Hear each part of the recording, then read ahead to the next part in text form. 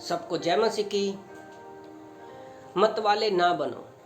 अगर हम लोग नीति वचन अध्याय 23 वचन 29 से लेकर 35 तक पढ़ते हैं तो लिखा है, कौन कहता है हाय, कौन कहता है हाय, कौन झगड़े रगड़े में फंसता है, कौन बक बक करता है, किसके कारण घाव होते हैं, किसकी आंखें लाल हो जाती हैं। तो यहाँ पर एक क्वालिटी लिखी हुई है व्यक्ति की। क्यों? 19 में लिखा 30 में लिखा है, उनकी जो दाख मधु देर तक पीते हैं, जो मसाला मिला हुआ दाख मधु ढूंढते हैं, ढूंढने को जाते हैं।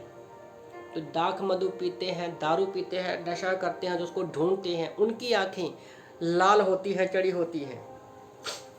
32 में लिखा है, क्योंकि अंत में वह स्पर्श के समान डसता है और करैत के समान काटता है। दारू पीने वाले को थोड़े समय के लिए तो आनंद होता है, पर अंत में वो सांप की तरह डसता है। और क्या होता है? 33 में लिखा है कि विचित्र वस्तुओं देखेगा, वो अपने ही ख्यालों में, क्योंकि वो होश में नहीं है, मदहोशी में, वो अपने ही ख्यालों में खोया रहता है, उल्टी सीधी बातें करता नहीं, बकता है। यहाँ पर शब्द रूप बकता लिखा है, रैली में वो सही लिखा है। और बाइबल कितनी क्लियर है कि वो उल्टी सीधी बातें दारू पीकर नशे में क्या है, बकता है।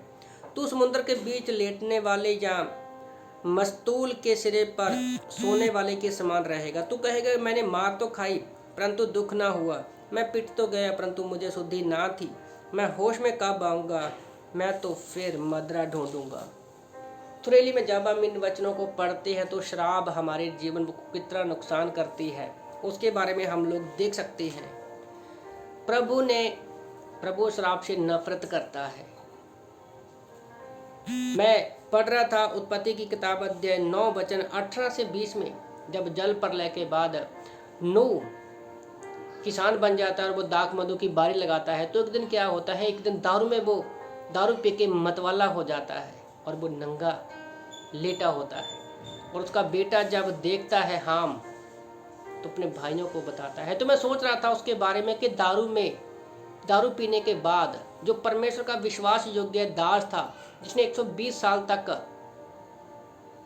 जहाज को बनाया और उसके द्वारा पूरा दुनिया बचाई गई, पूरी दुनिया पे वो उसका जो था पूरा वंश फैल गया था, उसके बाद वो दारू पीकर होकर मतवाला होकर नंगा लेटा हुआ था। तो मैं तो कभी भी ऐसी हालत में ना जाऊं, और कोई भी नहीं ऐसा चाहेगा। दूसरी एग्जाम्पल मैं देख रहा था राजा एस्तर की किताब अध्याय 1 में, राजा आहसवेरोश, जो राजा आहसवेरोश था, वो दाख मधु पीकर मतवाला हो गया। उसका राज्य हिंदुस्तान से लेकर कूश राज्य तक जो था फैला हुआ था पूरी दुनिया में। वो सोने के कटोरे में बैठ के दारू पी रहा था और उसने अपनी पत्नी वस्ती को बुलाया कि वो हाकिम के सामने उसको क्या करे, दिखा सके। तो दारू में मतवालेपन में वो इतना अंधा हो गया कि अपने घर की इज्जत को, अपनी पत्नी को लोगों के सामने उसकी नुमाइश लगा रहा है। कौन चाहेगा ऐसा? क्योंकि अगर वो होश में रहता तो शायद ऐसा नहीं करता। तो इसलिए आप लोगों को मैं उत्साहित करना चाहता हूँ कि हमें दारू के नशे में, मतवालेपन में नहीं पड़ना है। आज शैतान का सबसे बड़ा हथियार है वो नशा है। यंग लोगों को, हर एज के लोगों को वो इसकी लत लगा रहा है।